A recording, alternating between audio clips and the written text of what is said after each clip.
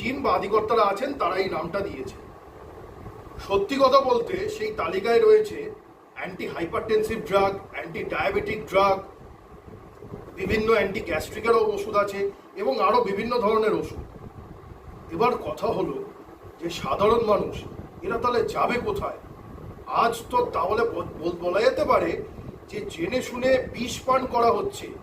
আমরা যখন প্রেসক্রিপশন করব, আমরা ডাক্তাররা যখন প্রেসক্রিপশন করব, কোনোভাবে ধরুন বিপি কমছে না, ডায়াবেটিস কমছে না, গ্যাস্ট্রিক কমছে না, এমনকি আপনার ক্যালসিয়াম ভিটামিন D3 ওষুধ সেখানেও গুণমানে দেখা যাচ্ছে যে তার কোনো অ্যাক্টিভ মলিকিউলস নেই, সেখানে শুধু পাউডার আছে, খাওয়া না খাওয়ার সমান।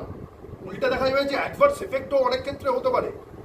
কার্ডিওভাস্কুলার যাদের প্রবলেম আছে সেই ক্ষেত্রে বিপি যে ওষুধগুলো অ্যান্টি হাইপারটেনসিভ ড্রাগস এইগুলো কোনোভাবেই কাজ যদি না করে উল্টে দিনের পর দিন প্রবলেম তো আরও বেশি করে দেখা যাবে।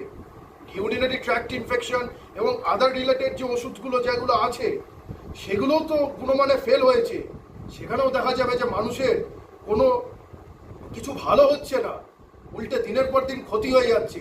এবং এসে জিজ্ঞাসা করবে ডাক্তারবাবু আপনি কি ওষুধ দিয়েছেন, এই ওষুধ খেয়ে তো আমার যাদের বিপির প্রবলেম তাদের বিপি কমবে না, যাদের গ্যাস্ট্রিকের প্রবলেম গ্যাস্ট্রিক কমবে না, এবং বিভিন্ন ওষুধের যার যেটা কাজে দিচ্ছেন ডাক্তারবাবু সে যদি ওষুধের মেন কাজটাই না করে তাহলে তো পেশেন্ট তো একদম তাহলে তো বলবে এসে ডাক্তারবাবু এটা তাহলে কি হলো।